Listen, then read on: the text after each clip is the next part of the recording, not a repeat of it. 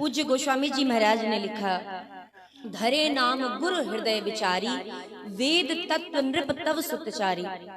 राजन, आपके चारों बालक वेद के तत्व हैं, सार हैं, और ये ऐसे सार हैं कि इनके नाम में ही चारों वेद समाहित हैं। भगवान शंकर ने राम नाम कहकर के हलाहल विष का पान किया। रा कहा तो मुंह खुल गया, और म कहते ही मुंह बंद हो गया। राम कहते ही उस हलाहल विष को कंठ में धारण किया, जिसके कारण कंठ जो था वो नील वर्ण का हुआ और भगवान नीलकंठ कहलाए। बोलिए नीलकंठ महादेव की।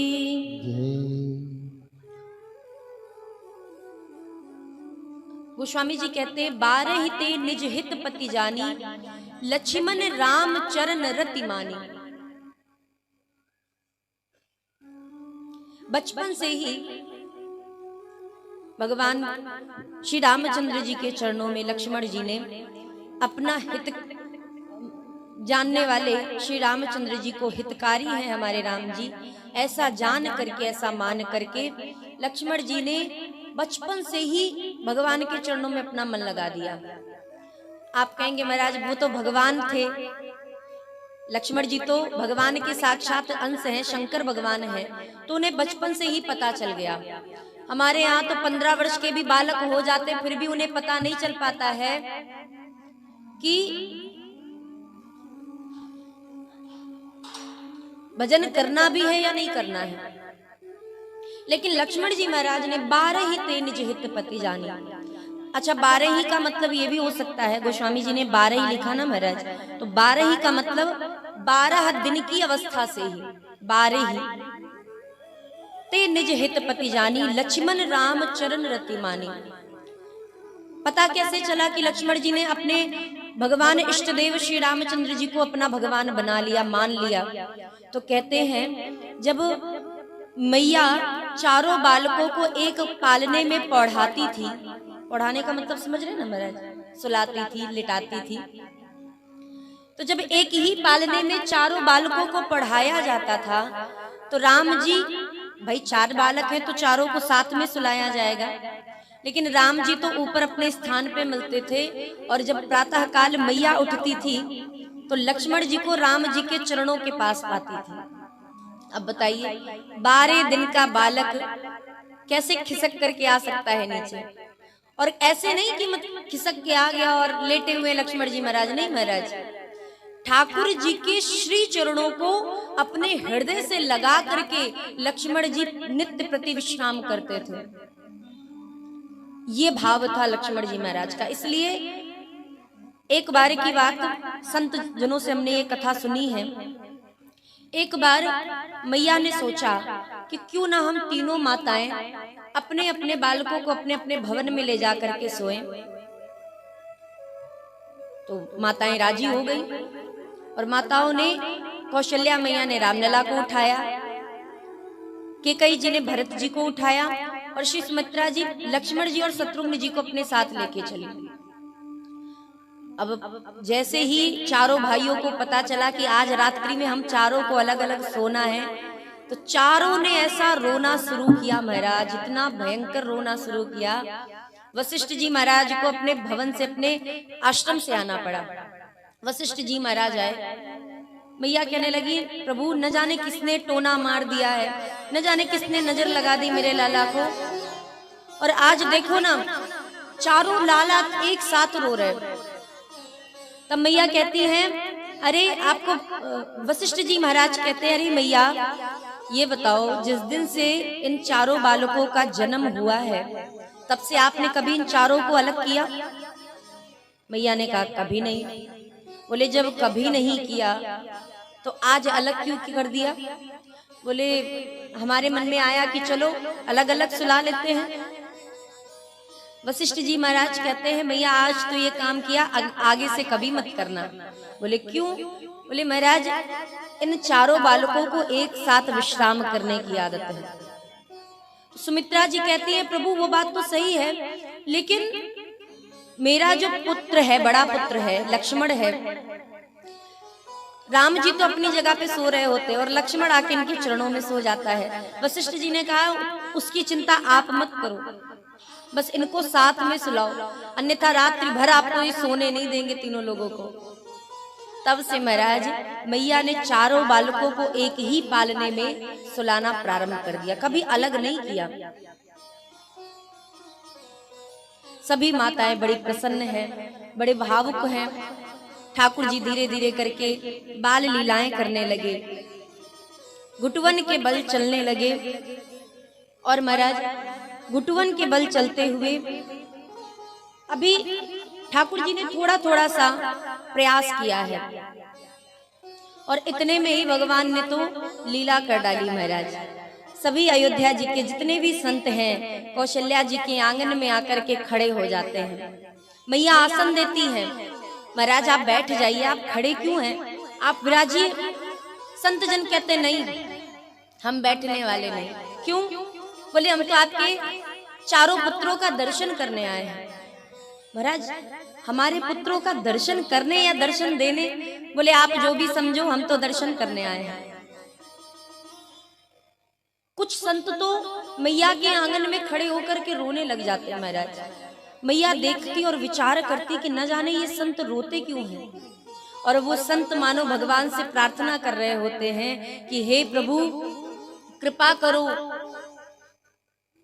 आपने इस मनुष्य शरीर से ज्यादा अगर कृपा की होती और अगर कृपा करें कभी तो हम पर बस इतनी सी कृपा करें कि आप इस अयोध्या धाम के राजभवन की कौशल्या जी के आंगन की धूरी बना देना। बस हमें हमारे जीवन में इतनी सी कृपा चाहिए।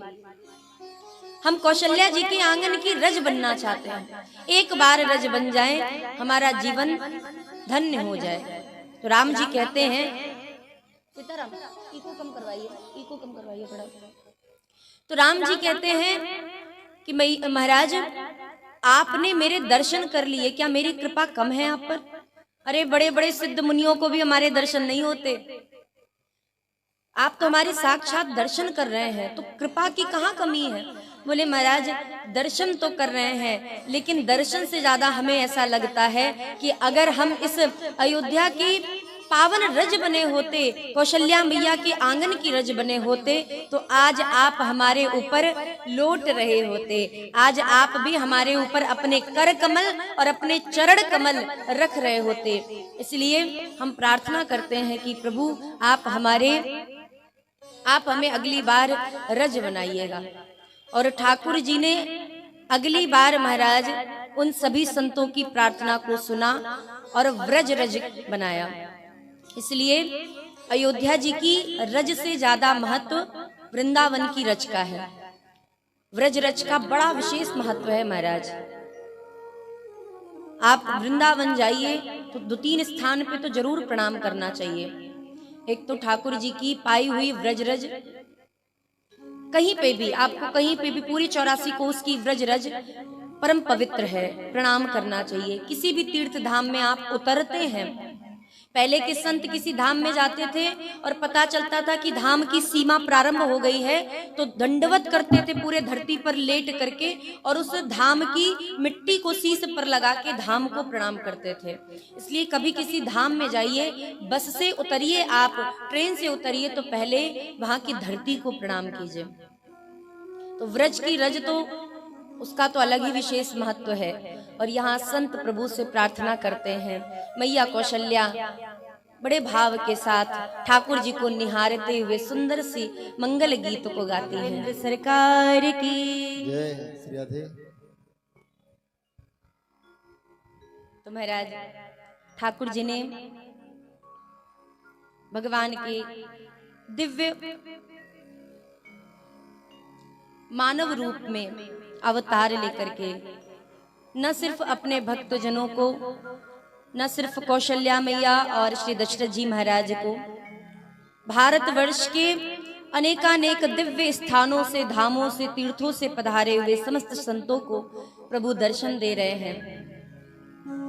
मैया भूल चुकी हैं कि राम और कोई नहीं, मेरे पुत्र नहीं है, ये साक्षात परब्रह्म है। इसलिए ठाकुर जी उनको याद दिलाने के लिए, क्योंकि शत्रुपा के रूप में इन्होंने वरदान मांगा था कि आप मेरे पुत्र बन के तो आ रहे हो, लेकिन मुझे ये याद रहे कि आप मेरे पुत्र नहीं, मेरे परमात्मा, मेरे ईश्वर, मेरे पिता हो। और राम जी की बाल लीला में मैया इतनी खो गई है कि मैया को याद ही नहीं कि ये जो बाल रूप में आए हैं बालक मेरे घर, वो और कोई नहीं, साक्षात परम पिता परमेश्वर है। इसलिए ठाकुर जी उन वचनों को याद दिलाने के लिए लीला करते हैं। और गोस्वामी जी महाराज कहते हैं, एक बार की बात है, मैया ने ठाकुर जी को स्नान कराया। दुग्ध पान कराने के बाद, स्नान कराने के बाद सुंदर सा काजल लगाया, टीका लगाया। आजकल तो महाराज पता नहीं डॉक्टर कैसे हैं, अब हम विज्ञान पे सवाल नहीं उठा रहे हैं, लेकिन आजकल के डॉक्टर ये कह देते हैं कि बालकों को काजल मत लगाओ, सरसों का तेल मत लगाओ, कहते हैं ना महाराज, ये ना करो वो ना करो। महाराज बड़े नियम बता दिए, मिट्टी पे ना जाने पाए बालक, उसको तेल ना लगने पाए, उसको काजल ना लगने पाए। हमारे राम जी को तो इतना मोटा काजल लगाया जाता था कि आंखें महाराज इतनी बड़ी बड़ी। आज भी देखिए कनक बिहारी सरकार की आंखें, हमारे सरकार की आंखें देखिए कितनी बड़ी बड़ी है, मोटी मोटी सी महाराज। तभी तो ऐसे थोड़ी ना कह दिया गया, कजरारे मोटे मोटे तेरे नैन, हाय नजर न लग जाए। एक भजन हो जाए महाराज, एक आहा, भजन के लिए तुम्हारी माताएं तैयार रहती हैं। बोलिए कृष्ण कन्हैया लाल की, भक्त वत्सल भगवान की। अब आइए महाराज, सुंदर सी कथा में हमारा प्रवेश करें। मैया ने करी श्रृंगार पलना पौढ़ाए। श्रृंगार का मतलब, अब बालक का क्या श्रृंगार है महाराज, काजल, सुंदर सा काजल लगा दिया। पहले की माताएं तो इतना भयंकर पाउडर लगाती थी महाराज, ऐसा लगता था कि पूरी शीशी ही खाली हो जाएगी आज। तो मैया ने ठाकुर जी का श्रृंगार किया। बालकों का भी श्रृंगार करना चाहिए, ऐसे नहीं कि बिना काजल के बिना तेल के ही लगा करके महाराज सुला दिया। पहले की माताएं कितना मोटा सा सुंदर सा काजल लगाती थी, काजल भी लगाती थी, यहाँ बिंदी, यहाँ बिंदी, यहाँ पे बिंदी, यहाँ पे बिंदी, एक बिंदी यहाँ, एक को यहाँ लगा दे महाराज, पूरे चेहरे पर, कान के पीछे महाराज, पाँव के नीचे तलवों पर, हर जगह बिंदी बिंदी नजर आती थी। कहीं से इतनी सी भी नजर न लगे मेरे लाला को। तो मैया ने खूब श्रृंगार किया। सुंदर सा श्रृंगार करने के बाद और स्नान करने के बाद, श्रृंगार करने के बालक तो वैसे भी सो जाते हैं, ठाकुर जी भी सो गए। मैया ने कहा चलो अब फुर्सत मिली, अब थोड़ी देर जाके भजन कर लें, ठाकुर जी को भोजन का भोग लगा दे, उसके बाद फिर आगे का कार्य करेंगे। मैया स्नान करके आई। मैया श्री कौशल्या जी के सूर्य वंश के कुल देवता कौन है, श्रीरंगनाथ भगवान। तो श्रीरंगनाथ भगवान के मंदिर में आकर के मैया ने हाथ जोड़ करके पहले तो पूजन किया, फिर रसोई घर में जाकर के भोजन की थाल को लेके आती हैं और भोजन की थाल लाने के बाद ठाकुर जी के सन्मुख रख करके हाथ जोड़ करके प्रार्थना करने लगी। दूसरी थाल फिर लेने के लिए गई और दूसरी थाल को जो ही लाके रंगनाथ भगवान के सन्मुख रखा, मैया ने एक बड़ा विचित्र सा दृश्य देखा। जो लाला अभी बैठना नहीं जानते महाराज, वो रामलला सरकार बैठ करके भोजन पा रहे हैं, बिंदात के भोजन पा रहे हैं महाराज, ग्रहण कर रहे हैं। मैया ने सोचा कहीं ऐसा तो नहीं कि राम जी की जगह ये भरत जी चल करके आ गए हो। फिर मैया को लगा कि चाहे राम हो और चाहे भरत हो, भोजन तो किसी को करना नहीं आता, तो आखिर भोजन कर कौन रहे हैं। मैया ने पालने में जाके देखा, फिर भगवान के सामने आई, यहाँ पे भी बालक को देखा, वहां पे भी बालक को देखा। गोस्वामी जी कहते यहाँ वहां दुई बालक देखा, मति भ्रम मोर की आन विशेखा। मैया विचार करने लगी कि मेरी मति का कोई भ्रम है या कोई और बात है, क्योंकि एक बालक यहाँ है, एक बालक मंदिर में बैठ के भोजन कर रहे हैं, ऐसा कैसे हो सकता है। मैया घबरा गई और व्याकुलता के कारण अपने इष्ट देव श्री रंगनाथ भगवान के सामने हाथ जोड़ करके प्रार्थना करने लगी कि हे प्रभु, ये कैसा चमत्कार है, ये कैसा दृश्य है, ये क्या हो रहा है। और उसी समय रंगनाथ भगवान के सामने हाथ जोड़ करके मैया प्रार्थना ही कर रही थी कि उसी समय ठाकुर जी ने अपना दिव्य विराट स्वरूप का दर्शन कराया। बोलिए विराट भगवान की। ठाकुर जी ने विश्व विराट विजय, हमारे अयोध्या जी में एक मंदिर है विश्व विराट विजय राघव मंदिर, तो वहां पे ठाकुर जी का जो स्वरूप है ना विश्व विराट वाला, वह स्वरूप आप दर्शन कर सकते हैं। तो ऐसा विश्व विराट स्वरूप ठाकुर जी ने हमारे रघुनंदन सरकार ने प्रकट किया मैया के सामने। और जैसे ही यह स्वरूप प्रकट हुआ तो मैया हाथ जोड़ करके घबरा गई। बोले अभी तो लाला बैठे थे और ये महाराज दुनिया भर का ब्रह्मांड लिए कौन प्रकट हो गए, ऐसे तो हमारे रंगनाथ भगवान नहीं है। अच्छा, कौशल्या जी ही एक भाग्यवान भक्त हैं भगवान की, जिन्होंने भगवान के दोनों रूप का दर्शन किया, एक चतुर्भुज नारायण रूप का दर्शन और एक विराट स्वरूप का दर्शन। क्योंकि ये दोनों रूप भगवान के परम प्रिय रूप हैं और इन रूप का दर्शन करने के बाद भगवान का सारूप्य, भगवान की जो मुक्ति, 4 मुक्तियां हैं महाराज, उस 4 मुक्तियों में से सारूप्य मुक्ति प्राप्त हो जाती है अगर भगवान के दोनों रूपों में से कोई एक रूप का भी दर्शन हो जाए तो सारूप्य मुक्ति तो मिलती ही है महाराज। लेकिन हमारी कौशल्या जी बड़भागिनी है कि जिन्होंने दोनों रूपों का दर्शन किया। अर्जुन जी को विराट रूप का दर्शन हुआ, जिसमें भगवान ने अपने पूरे 24 अवतार का दर्शन कराते हुए, अनंत भुजाओं का दर्शन कराते हुए, अपने शरीर के रोम रोम में करोड़ों करोड़ों ब्रह्मांडों का दर्शन करवाया। नाना प्रकार के पर्वत, शिखर, सागर, समुद्र, भक्तजन, पूरे ब्रह्मांड को दिखा दिया महाराज, तीनों लोकों को दिखा दिया, त्रिदेवों को दिखा दिया। इस पूरे ये जो गैलेक्सी का सिस्टम है महाराज, चलाने वाले देवता है, सब कुछ दिखाया। काकभुसुंडी जी को चतुर्भुज नारायण का दर्शन कराया। जब काकभुसुंडी जी महाराज रामलला सरकार के साथ खेल रहे थे तो ठाकुर जी एक छोटी सी रोटी के लिए रोने लग गए। तो काकभुसुंडी जी के मन में संदेह हो गया कि ये कैसे देवता है महाराज, एक छोटी सी रोटी के टुकड़े के लिए रो रहे हैं। बस महाराज काकभुसुंडी जी महाराज को संदेह हुआ और वह संदेह ऐसा हुआ कि उड़े तो भगवान का जो हाथ था वह भी पीछे पीछे ठाकुर जी के, काकभुसुंडी जी के पीछे पीछे चल दिया। अंत में आए, चरणों में गिर के प्रणाम किया, तीनों लोक में भटक करके जब आ गए तब पता चल गया कि यही मेरे प्रभु हैं, बस लीला कर रहे थे। तो काकभुसुंडी जी को भगवान ने बिना कहे चतुर्भुज नारायण का रूप का दर्शन कराया। यशोदा जी को भी भगवान के विराट स्वरूप का दर्शन हुआ। देवकी मैया को चतुर्भुज नारायण रूप का दर्शन हुआ।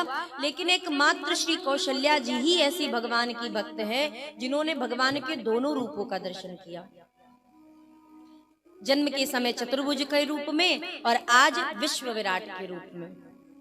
वो स्वामी जी महाराज कहते हैं, मैया ने जब राम जी के इस दिव्य रूप का दर्शन किया तो मैया घबरा गई, डर सी गई। दिख रावा मात ही निज अद्भुत रूप अखंड, रोम रोम प्रति लागे कोटि कोटि ब्रह्मांड।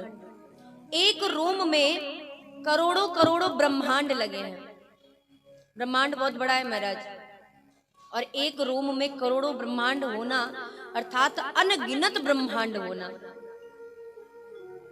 मैया ने सब कुछ देखा। अग्नित रवि शशि शिव चतुरानन, बहुगिरि सरित सिंधु मही कानन। प्रभु ने क्या क्या, मैया ने क्या क्या देखा, ठाकुर जी ने क्या क्या दिखाया। बोले अग्नित रवि, अनगिनत। भाई जितने ब्रह्मांड होंगे तो उतने सूर्य होंगे महाराज। एक ब्रह्मांड पे एक सूर्य, एक चंद्रमा और 33 करोड़ देवता और त्रिदेव लगते हैं।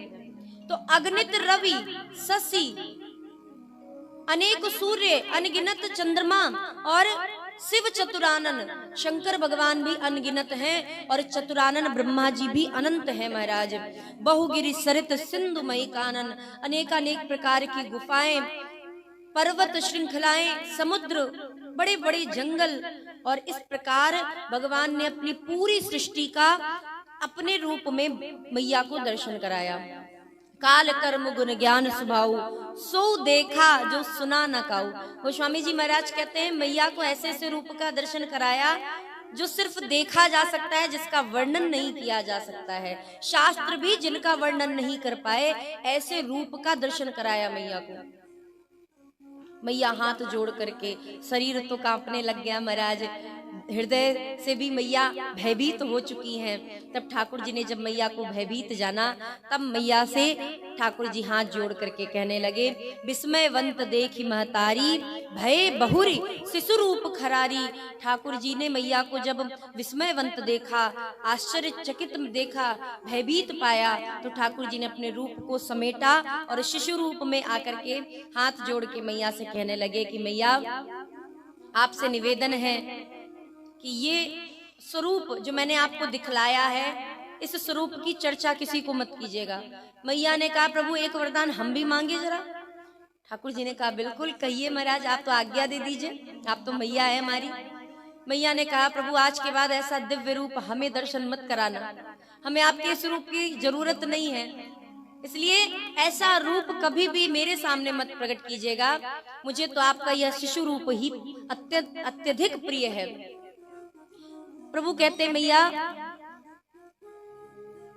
आपको यह रूप दर्शन कराने का अभिप्राय सिर्फ इतना सा था कि आपको यह याद आ जाए कि मैं आपका पुत्र नहीं, मैं आपका पिता हूँ। आपने वरदान मांगा था, इसी कारण मुझे यह रूप दर्शन कराना पड़ा। मैया ने कहा, प्रभु वो बिना रूप के दर्शन कराए अगर बोल भी देते ना, तब भी मैं समझ जाती, जरूरत नहीं थी इस इतने विशाल रूप के दर्शन कराने की। एक बार याद ही तो दिलाना, तो कौन सा हम पूर्व जन्म की चीजें तो याद नहीं आएंगी, आपकी तो कृपा ही ऐसी है कि जन्म जन्मांतर की बातें याद आ जाएं। तब ठाकुर जी वहां से अंतर ध्यान हुए और इस प्रकार मैया ने हाथ जोड़ करके भगवान के सामने प्रार्थना करते हुए यही वरदान मांगा कि हे प्रभु, आज के बाद आपकी ये माया मुझे व्याप्त ना हो। भगवान की दो माया है महाराज, एक माया जो भगवान से दूर करती है और एक माया जो भगवान के पास लेके आती है। जो भगवान के सन्निकट लेके आए, वो माया सिर्फ भक्तों को व्याप्त होती है, संसार वालों को नहीं महाराज, संसारियों को नहीं। अब जैसे कि माता सती जी को संदेह हुआ, तो माता सती जी को किसने नचाया? भगवान की माया ने। और वो माया कौन सी थी? ठाकुर जी के समीप लाने वाली माया। ये भगवान को बड़ी प्रिय माया लगती है। नारद जी के जो पीछे माया दौड़ी थी, बानर का रूप बना करके नारद जी महाराज चले थे विवाह करने के लिए, बाद में बंदर बन गए थे, वो कौन सी माया थी? वो भी भगवान के समीप लाने वाली माया थी। और हमको और आपको माया कौन सी व्याप्त होती है? भगवान से दूर करने वाली। हमारे पूज्य रामकथा वाले गुरुदेव भगवान कहते हैं, जब भगवान बहुत सारा धन देने लगे ना, तब ये मत कह देना भगवान से कि भगवान आपकी बड़ी कृपा हो गई। सोच लो, भगवान तुमसे नाराज हो चुके हैं, तुमसे उखड़े उखड़े से हैं, तुमसे बात नहीं करना चाह रहे, इसलिए भगवान ने तुमको बहुत सारा धन दे दिया। जब मैया बालक को प्रेम करती है तो क्या करती है? अपने पास बुला लेती है, गोद में बैठा लेती है, प्यार करने लगती है। गोद में बैठा करके न जाने पता नहीं कौन कौन सी, जिस बालक को कुछ समझ में भी नहीं आ रहा वो बातें बोलती रहती है महाराज। जब प्रेम करना हो और जब घर का काम करना हो और बालक दूर न जा रहा हो, तो मैया क्या करती है? आजकल तो सबसे बढ़िया खिलौना एंड्रॉइड फोन, बढ़िया सा एक महाराज फोन खरीद के लाके दे दो, टैबलेट लाके दे दो, और बच्चा तो सारे दुनिया का ज्ञान बटोर लेता है बचपन में ही। साल भर का हुआ नहीं कि उसे सारा ज्ञान हो गया महाराज। लेकिन पहले की माताएं जमीन पे, धरती पे छोड़ देती थी। मिट्टी में खेल रहा है बालक, किसी न किसी खिलौने से खेल रहा है, तो बालक जब खिलौने से खेलता है, ये हंसने वाली बात नहीं महाराज, ये जो मोबाइल देने वाली बात है। बहुत सारी माताओं को, बहुत सारी क्या, अधिकतर महाराज हम 90% देख चुके हैं, माताएं अपने बालकों से थोड़ा सा पीछा छुड़ाने के लिए मोबाइल पकड़ा देती हैं। लो महाराज देखो, और वो छोटा सा बालक कान उस मोबाइल को आंख में लगा करके 24 घंटे लगा हुआ है। उसे दूध की खबर नहीं, उसे भूख की खबर नहीं, उसे सिर्फ और सिर्फ मोबाइल चाहिए। पहले के बच्चे खाने पीने के लिए, बाहर जाने के लिए रोते थे, आजकल के बच्चे सिर्फ मोबाइल के लिए रोते हैं, उन्हें दुनियादारी से मतलब ही नहीं है। मोबाइल की बीमारी से थोड़ा सा बच्चों को दूर रखिए। बड़ों को तो हो ही गई, सभी को, हमको भी हो गई महाराज, लेकिन बालकों को थोड़ा सा दूर रखिए। ये सत्यता है महाराज, लेकिन बालकों को दूर रखिए, क्योंकि बालक का जो बुद्धि का विकास है वो मोबाइल से नहीं, वो सांसारिक क्रीड़ाओं से होता है। तो जब मैया अपने बालक को पास बुलाना चाहती है तो गोद में उठा लेती है, लेकिन जब दूर करना चाहती है तो क्या करती है? खिलौने पकड़ा देती है। नाना प्रकार के खिलौने दे दिए, चॉकलेट दे दी, टॉफी दे दी। अब बच्चा पाया महाराज, अब बच्चा मैया को भूल गया, खिलौने पा करके माता को भूल गया कि मेरी कोई माँ भी है, और खेलने लगा। थोड़ी देर बाद जब उसे भूख लगी तो रोना शुरू किया। मैया अभी काम कर रही है तो मैया ने क्या किया? एक खिलौना और लाके दे दिया। अभी एक खिलौने में मन लगा था ना महाराज, अब उससे जी भर गया, भूख भी लग गई, तो मैया ने दूसरा खिलौना लाके दे दिया, अब इससे खेलो। अब वो बालक उससे थोड़ी देर खेलेगा, फिर याद आएगी, अरे महाराज मुझे तो बहुत तेज भूख लगी थी, फिर रोना शुरू करेगा, मैया उससे बड़ा खिलौना लाके दे देगी। जितनी देर बालक खिलौने से खेल सके मैया हर प्रयास करती है अपने से दूर रखने का, लेकिन अंततोगत्वा जब बालक को ये लगता है कि मैया ये सब बहाने दे रही है मुझे केवल बहलाने फुसलाने के लिए, कि थोड़ी देर मेरा बालक मुझसे दूर हो जाएगा और ये सब केवल बहाने हैं, इनसे काम नहीं चलने वाला, इससे पेट नहीं भरने वाला, तब मैया क्या करती है? तब बालक रोना शुरू करता है।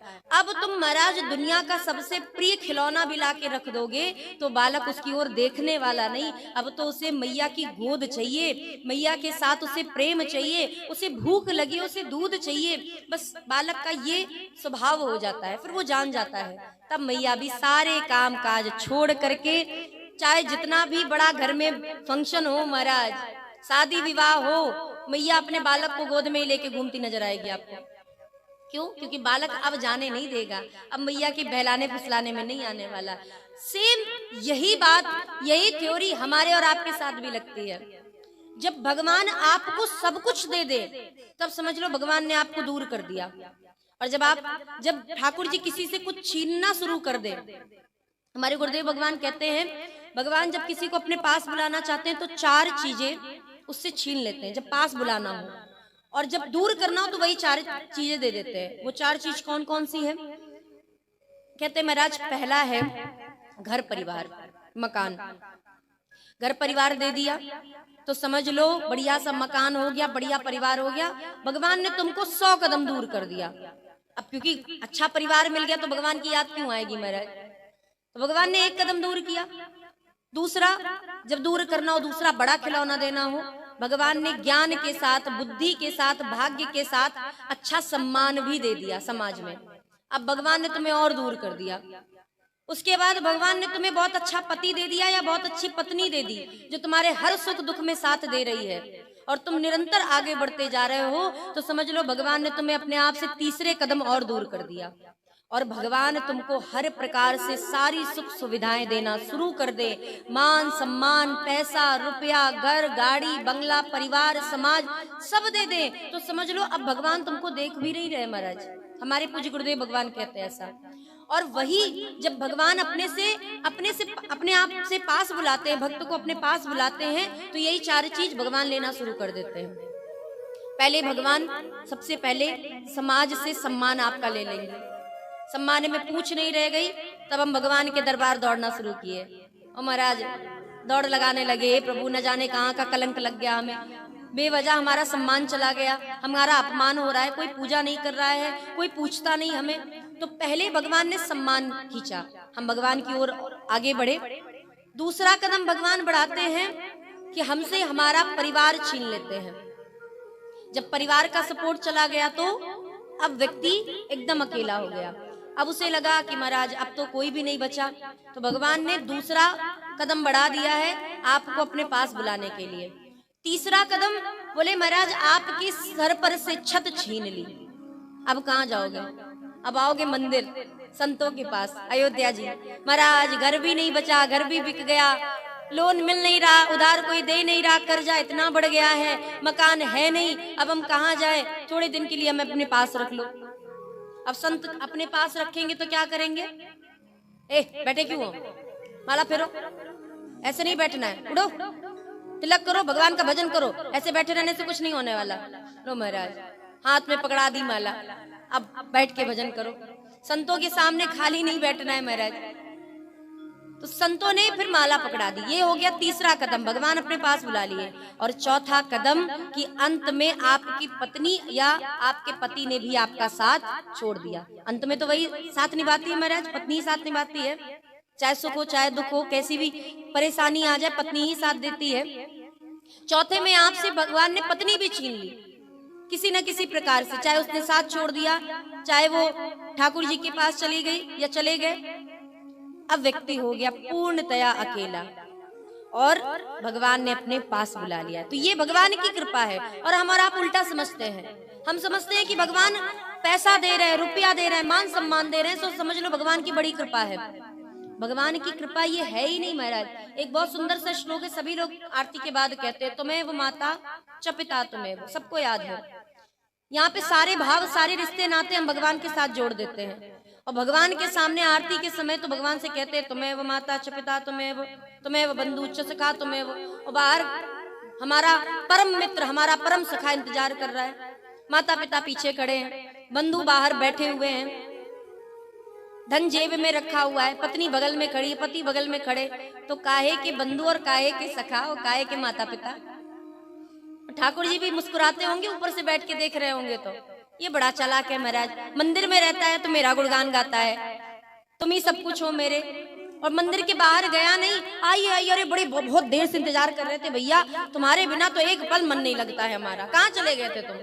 लो महाराज, ठाकुर जी भी मुस्कुराते होंगे देख करके।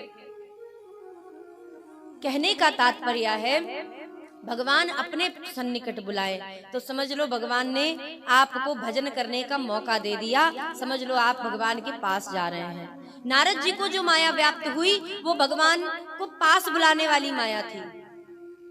अगर बंदर ना बनाए होते तो नारद जी आज संसार में बंदर बन के नाच रहे होते। सती जी को अगर मोह ना हुआ होता तो ये राम कथा जो हमारा आप आज बैठ के सुन रहे हैं, ये कथा हमको और आपको ना प्राप्त हुई होती। तो ये भगवान की माया पास बुलाने वाली है, जो सिर्फ संतों को व्याप्त होती है, जो बड़े बड़े ऋषि मुनियों को व्याप्त होती है, जो भक्तों को व्याप्त होती है। और जो माया हमें भगवान से दूर करती है, हम चाह करके भी कथा में ना जा सके, हम चाह करके भी एक नियम ना बना सके। कुछ माताएं यहाँ पे नित्य प्रति प्रातः काल आती हैं, आरती के समय नियम है महाराज प्रतिदिन का। और बहुत सारे लोग आते हैं, ऐसा नहीं है कि केवल माताएं ही आती हैं, बहुत सारे महाराज जी बता रहे थे, बहुत सारे ऐसे लोग हैं जो नित्य प्रति आते हैं महाराज। और ऐसे जो भक्त जन है नियम के साथ, यहाँ पे एक लोटा जल भी आप चढ़ाएंगे ना नियम के साथ, तो भगवान प्रसन्न है आपसे। एक लोटा जल चढ़ाइए। हमारे गुरुदेव भगवान कहते हैं नियम का बड़ा विशेष महत्व है। आप प्रातः काल उठ करके भगवान का एक बार राम नाम ले लो, लेकिन नियम के साथ।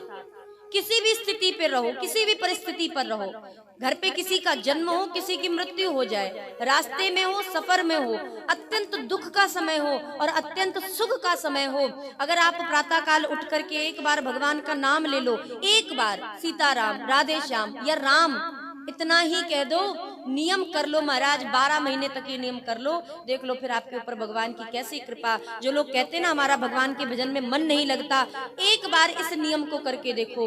हो सके तो 11 बार, हो सके तो 21 बार, हो सके तो 51 बार, जितनी ज्यादा बार हो सके आप भगवान का भजन करो, नियम करो, एक नियम बना लो, बस उतने में तो आपका कल्याण है। ठाकुर जी कृपा करेंगे। बोलिए भक्तवत्सल भगवान की। तो महाराज ऐसे श्री मैया ने आज भगवान की जो माया व्याप्त हुई मैया के ऊपर, ये माया भगवान की अतिशय प्रिय माया है, जो भगवान को भक्तों को भगवान से जोड़ती है, वो माया आज भगवान मैया के ऊपर व्याप्त हुई। और गोस्वामी जी महाराज कहते हैं चूड़ा करन कीन गुर जाए, चूड़ा करन कीन गुरु जाए, चूड़ा करन कीन गुरु जाए, विप्रन पुनि दक्षिणा बहु पाए, विप्रन पुनि दक्षिणा बहु पाए।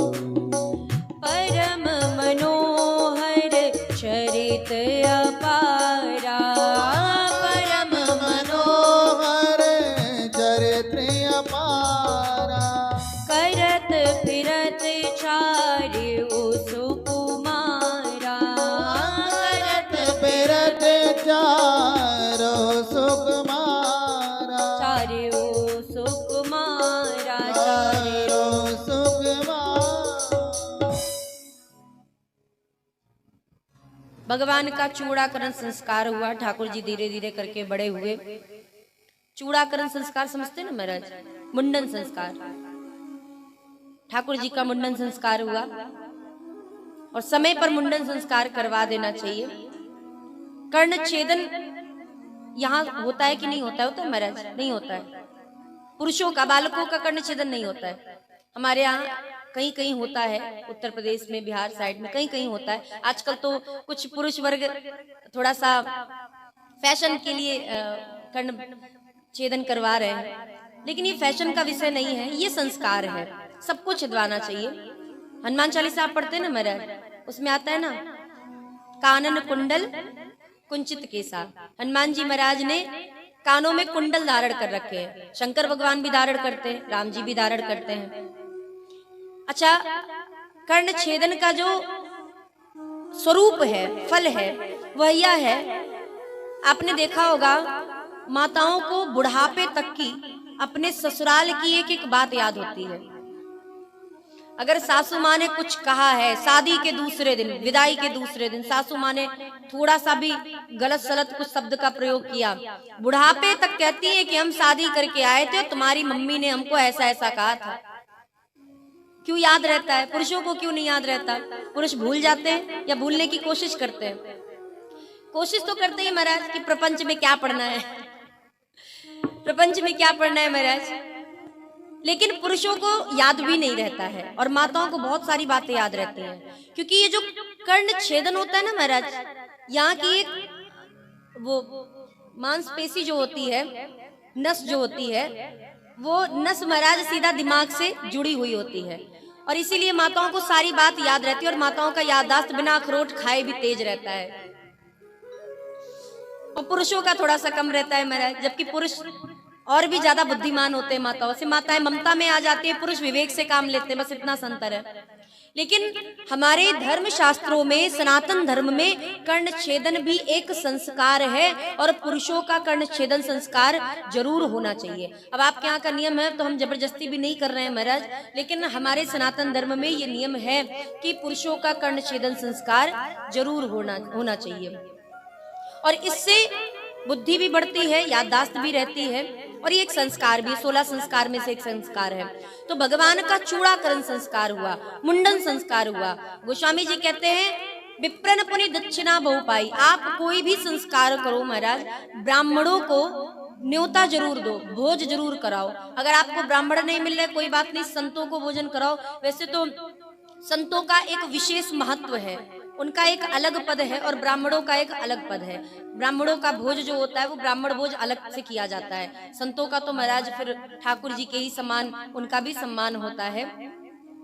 लेकिन ब्राह्मण भोज जो होता है, उस ब्राह्मण भोज में हमारे यहाँ कहते हैं कि भगवान के मुख से, जब ये पूरी सृष्टि का निर्माण हुआ तो भगवान के मुख से 2 प्रकट हुए, एक तो ब्राह्मण और एक अग्नि। ये भगवान के मुख से प्रकट हुए हैं और भगवान 2 के मुख से ही भोजन पाते हैं, एक ब्राह्मण के मुख से और एक अग्नि के मुख से। कैसे? अब अग्नि में आप स्वाहा करेंगे तो ठाकुर जी को मिलता है और ब्राह्मण को भोजन कराया और ब्राह्मण ने पेट में हाथ फेरते हुए आहा कहा तो समझ लो भगवान ने भोजन कर लिया। तो अग्नि देव का स्वाहा और ब्राह्मण देव का आहा दोनों बराबर है, इसलिए ब्राह्मण भोज का बड़ा महत्व है। और हमारे ब्राह्मण जो है ना महाराज, मीठे के बड़े प्रेमी हैं। ब्राह्मण मीठे के बड़े प्रेमी होते हैं, जितना दे दो। एक बार वृंदावन की बात है महाराज, सत्य घटना, इसी कलयुग की घटना है। एक बार एक पंडित जी ने, वो भी ब्राह्मण ही थे, ब्राह्मण जानते हैं कि महाराज ब्राह्मण मीठे के कितने प्रेमी होते हैं। ब्राह्मण देव आए, आकर के बैठे, बोले महाराज कल आपका भोजन हमारे घर पर है। ब्राह्मण जी भी मीठे के मूड में थे महाराज। बोले क्या महाराज, आप जब देखो तब वही दाल पुआ खिलाते रहते हो, दाल पूड़ी, कुछ अच्छा खिलाओ। बोले महाराज जो आप आज्ञा करे वही खिलाएंगे, क्या बने बताइए। बोले कभी मीठा खिलाओ। बोले सिर्फ मीठा? बोले हाँ सिर्फ मीठा, तरह तरह का मीठा होना चाहिए महाराज, सभी आएंगे, ये नहीं 2-4 तरीके के मीठे रख दो। थाली भर के अलग अलग प्रकार के मीठे। बोले ठीक है महाराज, आपकी इच्छा सिरोधार्य, आप कल आइए और आपको तरह तरह के नाना प्रकार के मीठा पवाए जाएंगे।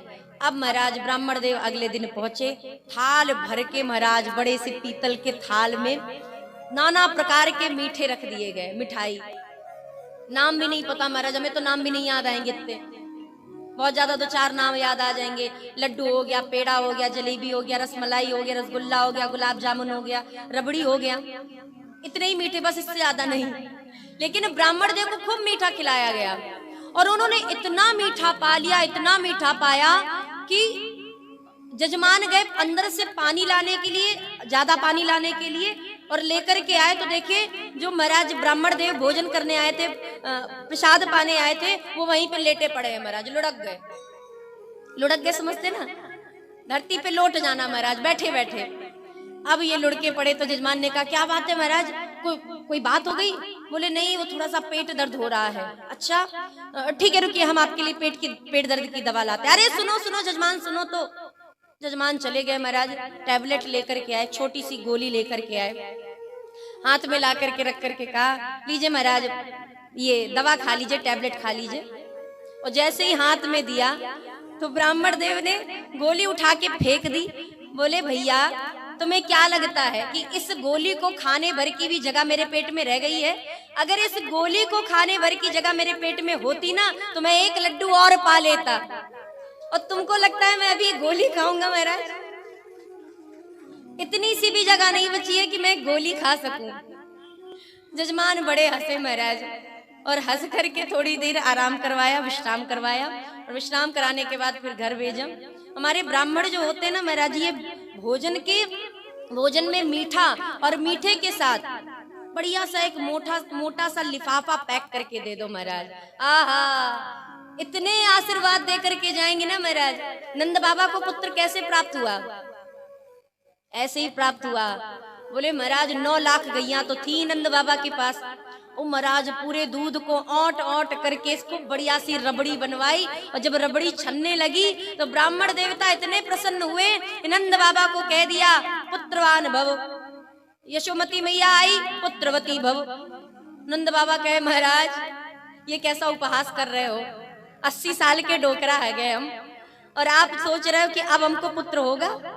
बोले अब आशीर्वाद तो निकल गया, अब हमें नहीं पता, वो तो ठाकुर जी जाने।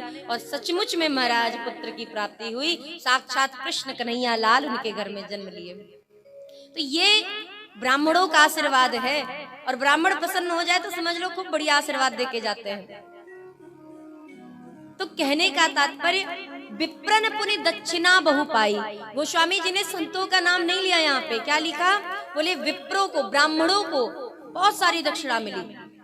हमारे श्री दशरथ जी महाराज संतों का बड़ा सम्मान करते हैं, और अगर एक बात कहे ना महाराज, तो संतों की कृपा से ही संत की कृपा से ही भगवंत प्राप्त होते हैं। इसलिए संतों को सदैव सम्मान के साथ उनका आदर सम्मान करते हुए संतों के प्रति भाव रखना चाहिए। एक बहुत सुंदर भजन है, हमें बड़ा प्रिय है, सभी भजन प्रिय है महाराज, ये भी बहुत प्रिय है। उसी फेवरेट वाली भजन की लिस्ट में ये भी एक भजन है हमारा, और बहुत सुंदर भजन है।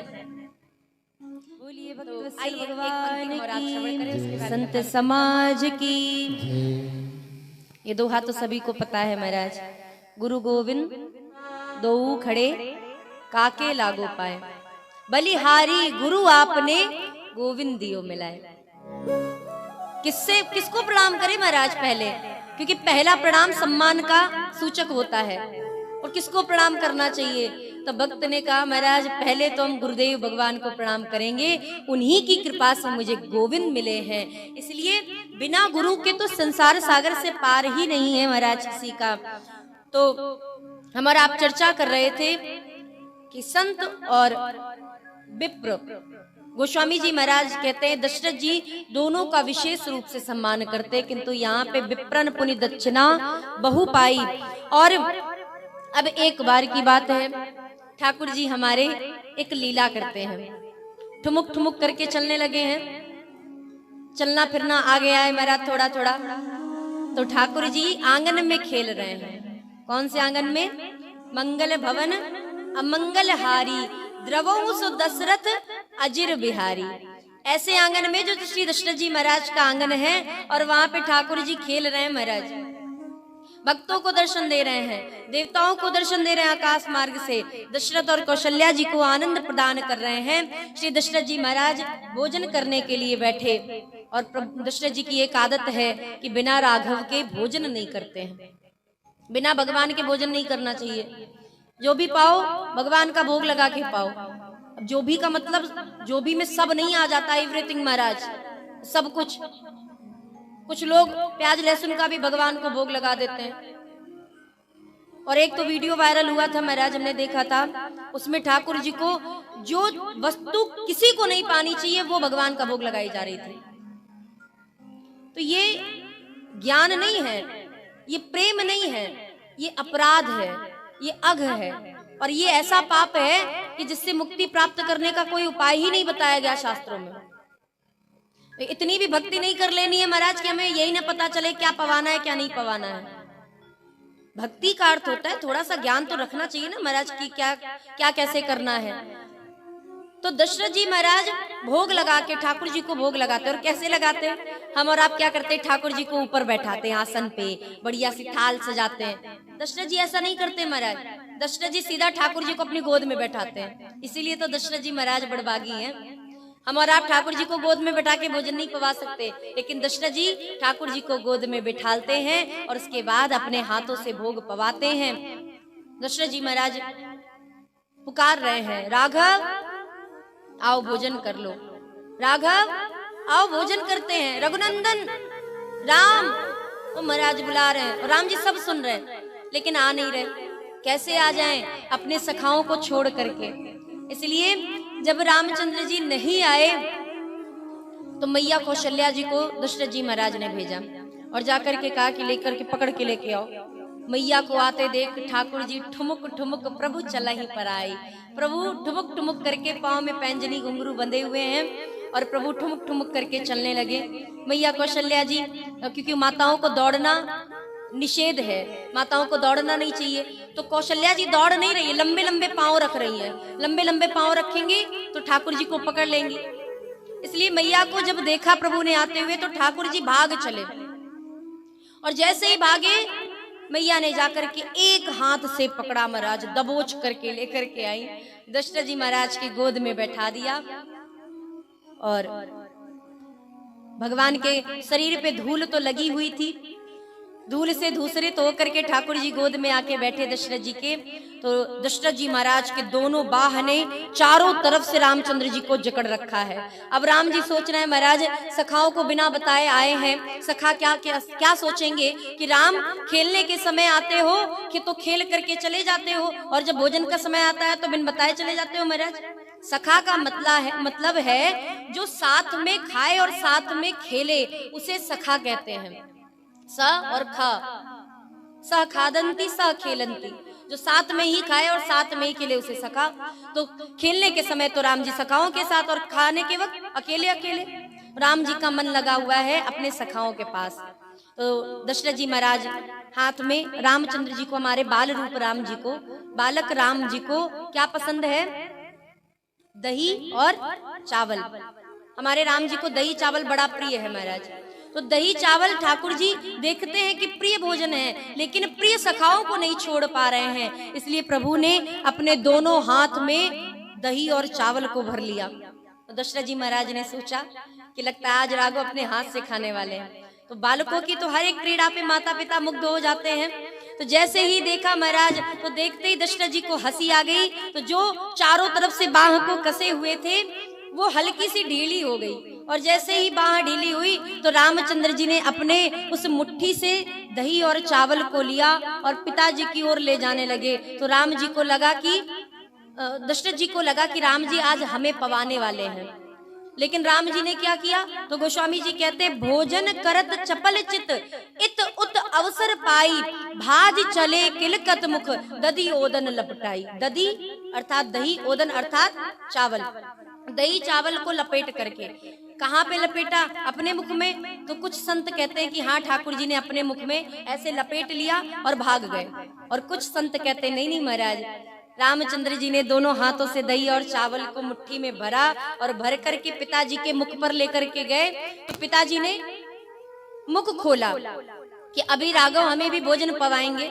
और जैसे ही मुख खोला तो भाई भोजन पवाने का नियम होता है, ये थोड़ी ना कि महाराज मुख के पास लेके जाओ, मुट्ठी खोल दो। तो राम जी ने वही किया, मुट्ठी को लिया भर करके, और जैसे ही पिताजी के मुख के पास आए तो महाराज पूरी मुट्ठी को खोल दिया। और जैसे ही खोला तो दशरथ जी महाराज के पूरे मुख पर दही और चावल लग गया। दशरथ जी को आ गई हंसी। जो चारों तरफ से राम जी को दशरथ जी ने पकड़ करके कस रखा था, वो हाथ थोड़े से ढीले हो गए, हंसी आई। और राम जी ने फिर पुनः उसी समय दही और चावल को दोनों मुट्ठी में भरा और महाराज भागते हुए नजर आए। और जो ही भागते हुए गए तो आधा तो रास्ते में गिरा दिया। किसी ने पूछा महाराज ठाकुर जी अन्न क्यों गिरा रहे हैं, अनादर कर रहे हैं, ये तो अन्न का अपमान हो रहा है। तो ये अन्न का अपमान नहीं, क्योंकि काकभुसुंडी जी महाराज जो है, जो कौवे के रूप में राम जी के साथ खेलते हैं, क्रीड़ा करते हैं, वो सिर्फ राम जी का जूठन पाते हैं। वो ये नहीं कि महाराज कुछ भी पालेंगे, अयोध्या में कुछ भी मिल गया तो पालिए, नहीं। जो राम जी पाकर के अपने मुख से गिराएंगे, जो हाथ से लग कर के जूठन धरती पर गिरेगी, काकभुसुंडी जी वही पाते हैं केवल। इसलिए ठाकुर जी ने कुछ तो धरती पे गिरा दिया, कुछ अपने मुख में भर लिया और कुछ सखाओं के लिए लेकर के चल दिए। और इस प्रकार ठाकुर जी ने ये दिव्य बाल लीला भी की। अच्छा, इस प्रसंग का अर्थ क्या है, थोड़ा इस पे भी दृष्टि डाल लें। दशरथ जी महाराज हैं ज्ञान के प्रतीक, और कौशल्या जी हैं भक्ति की प्रतीक, और हमारे ठाकुर जी तो भगवान है ही, ईश्वर हैं। भगवान कैसे मिलते हैं महाराज? ज्ञानी जो होता है ना, वो दशरथ जी की तरह बैठे रहते हैं। हमारे ज्ञान से भगवान प्रसन्न होकर के हमें दर्शन देने आएंगे। तो ज्ञानी ज्ञान को बटोरते हैं कि अभी तो भगवान आएंगे, हमने इतना ज्ञान अर्जित कर लिया है कि भगवान प्रसन्न होकर के हमारे पास आएंगे। और जैसे ही यह विचार करता है ज्ञानी कि भगवान तो अभी बस चल करके आ ही रहे हैं, तो रामचंद्र जी सामने दिख तो जाते हैं। ज्ञानियों को भगवान दिखते बहुत जल्दी है महाराज, लेकिन पकड़ में नहीं आते। क्यों? क्योंकि ज्ञानी बैठा हुआ है। और जब ज्ञानी बैठा रहेगा, भाई आपके सामने ठाकुर जी बैठे हैं, आप भी ठाकुर जी के सामने बैठे हो, लेकिन मन से आप दौड़ नहीं रहे भगवान के लिए, ललक नहीं है भगवान के लिए, लालसा नहीं है, तो सामने बैठे हुए भगवान भी आपको मिलने वाले नहीं है। तो ज्ञानी बैठा रहता है अपने अहंकार में, हमने तो इतना ज्ञान पा लिया कि भगवान आ जाएंगे। और भक्त क्या करता है? भक्त कहता है कोई बात नहीं प्रभु, ज्ञानी के पास आप नहीं जा रहे, कोई बात नहीं, हम आपको लेके चलेंगे। और ज्ञानी भक्त का सहारा लेता है, भक्ति का सहारा लेता है। भक्ति कौन है? माता कौशल्या जी। तो ज्ञानी रूपी दशरथ जी महाराज ने भक्ति रूपी श्री कौशल्या जी का सहारा लिया। हे देवी, आप जाकर के सरकार को, भगवान को बुला करके लेके आइए। और भक्ति तो निश्चल होती है महाराज, निष्कपट होती है, मान अपमान का कोई डर नहीं। संतों को, जितने भजनानंदी संत आपको मिलेंगे ना महाराज, सब ऐसे वेशभूषा में मिलेंगे, कोई चमक नहीं है, कोई दमक नहीं है महाराज, कोई शरीर पर लीपा पोती नहीं, बस तिलक लगा लिया, तुलसी की कंठी माला पहन ली, हाथ में माला ले ली और गंदे कपड़े पहन करके चल दिए। क्यों? क्योंकि अगर वो थोड़ा सा भी अपने आप को प्रकट करेंगे, जग जाहिर करेंगे, तो उससे ये होगा कि उनका भजन नहीं हो पाएगा। इसलिए भजनानंदी संत अकेले रहते हैं और ज्यादा कोशिश यही करते हैं कि हमें कोई जान ना पाए, हम भजन करते रहे। तो उनके अंदर तो छल प्रपंच होता नहीं, निष्कपट होते हैं, निश्चल होते हैं। तो भक्ति मती श्री कौशल्या जी को लगा कि भगवान ज्ञान के अजर में, आंगन में खेल तो रहे हैं, बस पकड़ने की जरूरत है। तो भक्ति मैया दौड़ पड़ी, और जैसे ही दौड़ी तो ठाकुर जी भी दौड़े। लाओ परीक्षा लेते हैं महाराज थोड़ी। लेकिन भगवान भी भक्त को दौड़ता हुआ देख करके, उसे थका हुआ जान करके ठाकुर जी तुरंत पकड़ में आ गए। नहीं, अपने भक्त को परेशान नहीं करना हमें। और इसीलिए ठाकुर जी उसी समय मैया कौशल्या जी की गोद में पकड़ में आ गए। और भक्ति क्या करती है? बोले भक्ति देवी भगवान को उठा करके ज्ञान की गोद में रख देती है। लेकिन कितनी देर? भगवान अपने मन मर्जी के महाराज परम स्वतंत्र है, कितनी देर रहेंगे? भक्ति देवी ने पकड़ के लाके बैठा तो दिया, और भगवान ने ज्ञान के माध्यम से अर्जित किए हुए अन्न को प्राप्त कर लिया और प्राप्त करके भाग गए। हम नहीं बैठने वाले महाराज, ऐसे अहंकार रूपी ज्ञान के पास नहीं बैठने वाले। यद्यपि दशरथ जी महाराज के मन में अहंकार नहीं है, लेकिन ये एक संकेत है, ये लीला भी एक हमको और आपको संकेत कर रही है।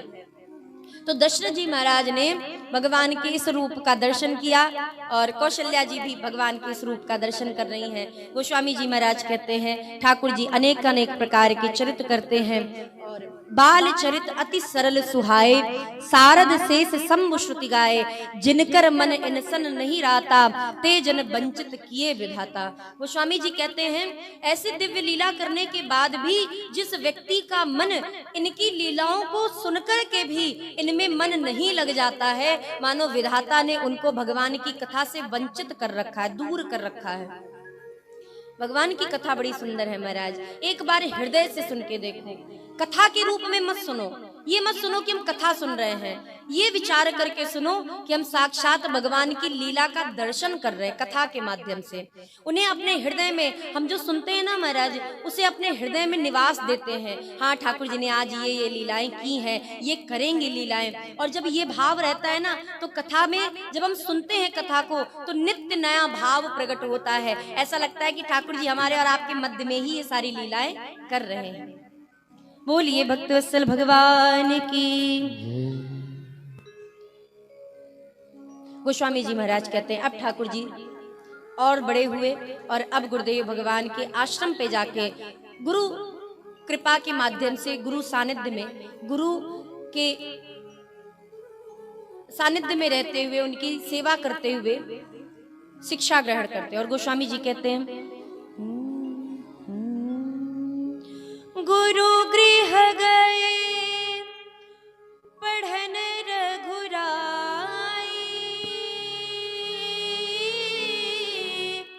अल्प काल विद्या सब पाई। राम सिया राम जय जय राम, राम सिया राम जय जय राम। गुरु गृह गए पढ़न रघुराई, अल्प काल विद्या सब आई। राम सिया राम जय जय राम, राम सिया राम जय जय राम। जाकी सहज सांस श्रुति चारी, सो हरि पढ़या कौतुक भारी। राम सिया राम जय जय राम, राम सिया राम जय जय राम। राम सिया राम जय जय राम, राम सिया राम जय जय राम। गुरु गृह गए पढ़न रघुराई, अल्प काल विद्या सब आई। पाई नहीं महाराज, आई। गुरुदेव भगवान के गुरुकुल में जाकर के भगवान ने विद्या अध्ययन की तो विद्या पढ़ने नहीं गए, विद्या पाई नहीं, बोले विद्या आई। सारी विद्याएं आ गई, हाथ जोड़ के सामने खड़ी हो गई, हे प्रभु हमें भी स्वीकार कर लो। महाराज 64 कलाएं हैं महाराज, उन 64 कलाओं को एक प्रकार से कहा जाए तो 16 कलाएं जो मुख्य रूप से हैं, भगवान ने एक एक कला को एक एक दिन में प्राप्त कर लिया। सारी विद्याएं भगवान के सामने आके खड़ी हो गई। और ऐसी विद्याएं महाराज जब सामने आकर के खड़ी हुई तो गोस्वामी जी महाराज से किसी ने पूछा, बोले भगवान को भी गुरुकुल में जाने की आवश्यकता पड़ गई? अरे जाकी सहज श्वास श्रुति चारी, जिनकी श्वास श्वास में 4 वेद निवास करते हैं, सो हरि पढ़े या कौतुक बारी, वो भगवान वो हरि पढ़ने गए, ये तो बड़े कौतुक की बात है महाराज। तो गोस्वामी जी कहते हैं ठीक है, कौतुक की बात तो है ही, भगवान का तो अवतार लेना भी एक कौतुक ही तो है, खिलवाड़ी ही तो है। वो कौन सा महाराज सही सीरियसली होकर के आए हैं, वो भी तो खेल करने आए हैं, कौतुक करने आए हैं। लेकिन ये मनुष्य शरीर है और इस मनुष्य शरीर में भगवान मनुष्य मात्र को उपदेश देने के लिए वो सारे धर्म कर्म का पालन करेंगे जो हर एक मनुष्य को करना चाहिए। इसलिए गोस्वामी जी ने लिखा, और रामचंद्र जी सारी विद्याओं का अध्ययन करके जब वापस आते हैं तो मैया बड़ी प्रसन्न हुई और मैया ठाकुर जी के इस दिव्य रूप का दर्शन करके आज अपने आप को कृतकृत्य मान रही हैं। प्रभु आए पढ़ करके तो अब धर्म का पालन कर रहे हैं। अभी तक राम जी मर्यादा पुरुषोत्तम नहीं कहलाए थे, अब कहलाएंगे। तो अभी तो पता ही नहीं था ना, मेरा संसार की चीजों के बारे में तो पता ही नहीं था, नॉलेज ही नहीं था। अब सारे धर्म कर्म पता चल गए और अब से रामचंद्र जी का उठना बैठना, भोजन करना, बात करना, खेलना, राजनीति सीखना, धर्म को प्राप्त करना, हर एक कार्य में भगवान की मर्यादा अब लगेगी महाराज। धर्म शास्त्र कहते हैं रामो विग्रहवान धर्मा। धर्म की परिभाषा जाननी हो, रामचरित सुन लो, धर्म की परिभाषा पता चल जाएगी। साक्षात धर्म है हमारे श्री रामचंद्र जी, इसलिए और इसीलिए रामचंद्र जी को आदि अनंत कहा गया, क्योंकि हमारा धर्म भी आदि अनंत है, सत्य सनातन धर्म है। जैसे वह आदि है वैसे हमारे राम जी भी, जिनका ना आदि है ना अंत है। तो ऐसे प्रभु आज धर्म का पालन कर रहे, नाना प्रकार से खेल करते। सरयू जी के किनारे आके बालकों के साथ खेलते हैं, बालकों के साथ। अब भाई खेल में तो दो ग्रुप बनाने पड़ेंगे महाराज, दो समूह, एक आमने एक सामने। अब राम जी आए, बोले क्या खेला जाए? बोले महाराज जिसे हम आजकल फुटबॉल कहते हैं, कंदुक क्रीड़ा हिंदी में जिसे कहते हैं। ठाकुर जी गेंद को लेकर के गेंद का खेल खेलने लगे, पांव से गेंद मारने लगे। तो राम जी ने कहा भाई दूसरा गुट भी बनाओ, दूसरा समूह ग्रुप बनाओ। अब राम जी के विरोध में कौन खड़ा हो? भाई एक तो पक्ष हो गया राम जी का, और एक पक्ष है तो दूसरा विपक्ष भी होगा, तभी खेल खेला जाएगा। तो जितने भी राम जी के सखा थे सभी के सभी राम जी के पक्ष में आके खड़े हो गए। बोले महाराज हमारी इतनी हिम्मत नहीं कि हम राम के विपक्ष में जाके खड़े हो, इसलिए हम तो राम जी के साथ हैं। राम जी ने कहा भैया सब मेरे पक्ष में आ जाओगे तो खेल कैसे होगा, कोई तो होना चाहिए। सब मना कर दिए महाराज। लक्ष्मण जी ने कहा प्रभु मैं तो स्वप्न में भी नहीं सोच सकता कि मैं आपके विपक्ष में खड़ा हूं, ये तो खेल है। राम जी ने कहा वही तो, ये तो खेल है। लक्ष्मण जी ने कहा महाराज वही तो कह रहे हैं, ये तो खेल है, मैं तो सपने में भी आपके विपक्ष में नहीं खड़ा हो सकता। तो आप तो खेल की बात कर रहे हैं, संसार की बात कर रहे हैं। भरत जी महाराज को लगा राम जी की इच्छा नहीं पूरी हो पाएगी, अगर कोई विपक्ष में नहीं खड़ा होगा, दूसरी पार्टी नहीं बनेगी तो राम जी खेल नहीं खेल पाएंगे। इसलिए भरत जी महाराज जाके सामने खड़े हो गए। देखिए महाराज भरत जी का प्रेम देखिए, सेवक सोई जो करे सेवकाई, अरि करनी करी करिए लड़ाई। परशुराम जी कहते हैं सेवक वही है जो सेवकाई करे और अपने स्वामी के मुखार बिंद को देख करके जान जाए कि स्वामी के मन में चल क्या रहा है। भरत जी महाराज सामने जाके खड़े हो गए, बोले हाँ प्रभु हम आपके विपक्ष में। राम जी ने कहा भैया भरत आपको डर नहीं लगता? किस बात का? बोले आप हमारे विपक्ष में खड़े हो और हमारे सखा कह रहे हैं राम जी के विपक्ष में खड़े हो जाओगे तो नरक में भी जगह नहीं मिलेगी, नरक भी नाक सिकोड़ लेगी। न जाने कितना बड़ा पापी आ गया महाराज, राम के विपक्ष में खड़ा था। तो ऐसे पापी को देख करके नाक भी जिस पापी को देख के नाक भी नरक भी नाक सिकोड़ ले, तुम्हें डर नहीं लग रहा? तुम मेरे विपक्ष में खड़े हो। तो भरत जी ने बड़े भाव के साथ प्रेम के साथ निवेदन किया कि हे प्रभु जिस भाव से, जिस क्रिया के, जिस कर्म के माध्यम से मेरे स्वामी प्रसन्न हो, मैं तो बस वही कार्य करूंगा, फिर मुझे चाहे नरक मिले और चाहे मुझे रौरव नरक मिले, मुझे उससे फर्क नहीं पड़ता, मेरा उसमें ध्यान है ही नहीं। मुझे तो मेरे स्वामी को प्रसन्न करना है, मैं अपने स्वामी को प्रसन्न देखना चाहता हूँ। ऐसे ही एक बार महाराज राम जी को, हमारे कन्हैया को, कृष्ण कन्हैया लाल को जब द्वारिका में थे एक बार सर दर्द हुआ। ध्यान से सुनिएगा महाराज, एक बार कन्हैया को सर दर्द हुआ, द्वारिकाधीश को सर दर्द हुआ। सभी रानियां 16,108 रानियां आई। बोले क्या हुआ? बोले महाराज सरकार के सर में दर्द है। बड़े बड़े वैद्य बुलाए गए लेकिन सर दर्द ठीक ना हुआ। तो नारद जी महाराज को बुलाया गया। नारद जी महाराज आए, बोले क्या हुआ प्रभु? बोले सर दर्द हो रहा है, क्या करना है? बोले किसी संत के चरणों की धूल अगर हमें मिल जाए तो मेरा सर दर्द ठीक हो जाए। नारद जी ने कहा संतों के चरणों की धूल? बोले हाँ। ठीक है प्रभु, तो ये कौन सी बहुत बड़ी बात है, अभी लेके आते हैं। अब नारद जी महाराज चले, पूरे ब्रह्मांड में घूम लिए महाराज, पूरी धरती में, आकाश पताल, स्वर्ग लोक, पाताल लोक, धरती लोक, हर जगह घूम लिए। संत तो बड़े बड़े मिले लेकिन किसी भी संत ने अपने चरणों की धूली नहीं दी, सबने मना कर दिया। नारद जी महाराज बड़े उदास होकर के आए और आकर के कहने लगे, प्रभु आपके सर दर्द हो रहा है आपको, और आपके लिए किसी ने धूल ही नहीं दी। भगवान ने कहा, क्यों? बड़े बड़े भक्त हैं मेरे, अरे मुझे चोट लग जाए तो अपने प्राणों को न्यौछावर कर दे, ऐसे भी भक्त हैं मेरे।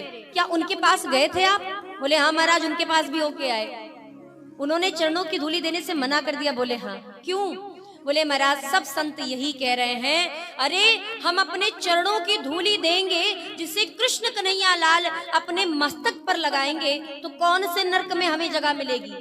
हम अपने चरणों की धूली भगवान कृष्ण के माथे पर लगवाएं। अरे हम उनके चरणों की धूली चाहते हैं कि एक बार चरणों की धूली हमारे माथे पर लग जाए और हम अपने चरणों की धूली दें। भगवान कृष्ण ने कहा, द्वारिकाधीश जी कहते हैं, नारद जी संत तो आप भी हो, आप ही दे दो। काहे के लिए इतना घूमने फिरने गए थे, पांव दर्द करवाने गए थे, आप ही दे दो अपने चरणों की धूली। नारद जी ने कहा, प्रभु क्षमा करना, नरक में तो ठौर हमें भी नहीं मिलेगा अगर हमने अपने चरणों की धूली दे दी। तो भगवान कृष्ण कहते हैं, नारद जी तो क्या मेरा ऐसे ही सर दर्द होता रहेगा? और एक बात जान लेना, जब तक संतों के चरणों की धूली नहीं मिलेगी तब तक मेरा सर दर्द ठीक होने वाला नहीं है। अब तो नारद जी महाराज बड़े असमंजस में, बोले महाराज पूरे तीनों लोकों में घूम आया और कोई अपने चरणों की धूली देने को तैयार नहीं, मैं क्या करूं? भगवान ने कहा, मैं उपाय बताऊं? बोले प्रभु बताइए, देरी किस बात की? जाइए व्रजधाम वृंदावन गोपियों के पास, नाम तो सुना होगा। बोले गोपियां संत हैं? बोले उनसे बड़ा संत कोई है ही नहीं संसार में। अच्छा, उनके पास जाइए, गोपियों के पास जाइए और उनसे कहिए मेरा सर दर्द हो रहा है। वो पूछेंगी, आप बताना, उनके चरणों की धूल ही चाहिए, बस वो चरणों की धूल लेके आ जाना। नारद जी महाराज मुस्कुराते हुए गए कि अरे कौन गोपी देने वाली अपने चरणों की धूली महाराज, स्त्री तो बिल्कुल नहीं देगी। नारद जी महाराज आए वृंदावन धाम और आए गोपियों के पास आकर के कहने लगे, हमारे द्वारिकाधीश के सर में बड़ा दर्द है, बड़ी पीड़ा है और बहुत दर्द हो रहा है कि देवी आप अगर अपने चरणों की धूली दे दो तो हमारे कन्हैया के, हमारे द्वारिकाधीश सरकार के सर दर्द ठीक हो जाए। गोपियों ने सुना महाराज, सारी की सारी गोपियां ब्रज रज में अपने पांव को रगड़ने लगी और रगड़ते रगड़ते अपने चरणों की धूली को उठा करके देने लगी। एक एक मुट्ठी कुछ धूली उठा उठा करके दे रही। नारद जी महाराज की झोली भर गई, भारी हो गई चरणों की धूली प्राप्त करके, व्रज रज प्राप्त करके, गोपियों के चरणों की रज को प्राप्त करके। नारद जी ने कहा, अरे गोपियों, अभी तक तो हमने सुना था तुम पढ़ी लिखी नहीं हो, लेकिन अब हमें लगता है तुम्हें यह भी ज्ञान नहीं है कि पाप क्या होता है। पता भी है तुम क्या कर रही हो? गोपियों ने कहा, क्या कर रहे? नारद जी कहते हैं, अरे अगर तुमने अपने चरणों की धूली कृष्ण कन्हैया लाल को दे दी तो तुम्हें नरक में भी जगह नहीं मिलेगी, कल्प कल्पांतर तक नरक में रहोगी। गोपियों ने कहा, बस इतनी सी बात? कितने कल्प? 2 4 10 100 1000 कोटि करोड़? महाराज संसार जब तक चले हम तब तक नरक में रहने के लिए तैयार हैं, अगर हमारे चरणों की धूल को प्राप्त करके हमारे द्वारिकाधीश का, हमारे कृष्ण कन्हैया लाल के अगर सर दर्द ठीक हो जाए तो हम अपनी चरणों की धूली क्या, हम अपने प्राणों को भी न्यौछावर कर दे, फिर हमें नरक की चिंता नहीं है। हमें तो बस हमारे सरकार के सर का दर्द ठीक होना चाहिए, हमें उससे कोई फर्क नहीं पड़ता। महाराज नारद जी महाराज की आंखों में अश्रु आ गए। बोले महाराज, जिन गोपियों को हमने गवार ग्वालिन समझा था, वे गोपियां तो इतनी बड़ी भक्ता निकली कि उन्होंने अपने चरणों की धूली दे दी भगवान कृष्ण को माथे पर लगाने के लिए, और एक बार भी विचार नहीं किया कि मेरा अंत में क्या मेरी गति होगी, मुझे कौन सा नरक मिलेगा भी कि नहीं, कौन से नरक में हम जाएंगे।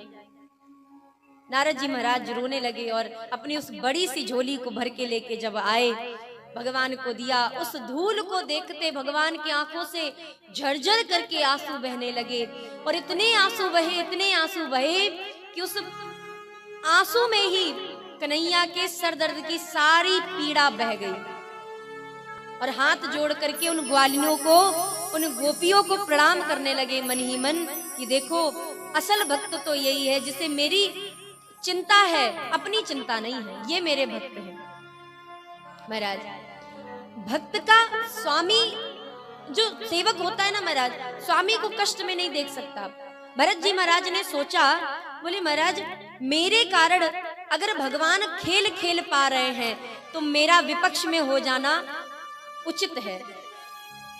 भरत जी महाराज ने कहा, प्रभु मैं विपक्ष में तो खड़ा हूं, लेकिन एक बात जानते हो? ठाकुर जी ने कहा, क्या? बोले मुझसे बड़भागी और कोई नहीं है। राम जी ने कहा, क्यों? भरत जी कहते हैं, महाराज ये जितने सखा आपके पीछे खड़े हैं ना, ये आपकी पीठ देख रहे हैं, आपके घुंघराले केस देख रहे हैं, आपके पीतांबर को देख रहे हैं, लेकिन कोई भी आपका मुखारविंद नहीं देख पा रहा। और विपक्ष में खड़े होने का फायदा मुझे ये मिला है, मैं नित्य निरंतर आपके मुखारविंद का दर्शन कर पा रहा हूँ, आपकी सारी भाव भंगिमा को देख पा रहा हूँ, इसलिए मेरा विपक्ष में खड़ा होना सफल हो गया। महाराज मुझसे बड़भागी और कौन हो सकता है जो इस रूप से, इस भाव के साथ आपका नित्य निरंतर दर्शन कर रहा है, इसलिए मैं बड़ा बड़भागी हूँ और मुझे कोई कष्ट नहीं आपके विपक्ष में खड़े होने से।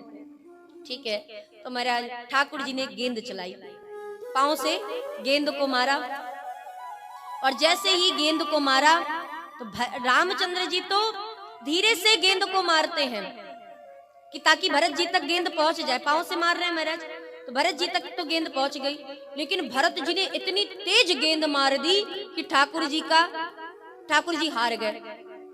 गोल जिसे कहते हैं ना, गोल हो गया महाराज, और ठाकुर जी का एक गोल हो गया, ठाकुर जी हार गए।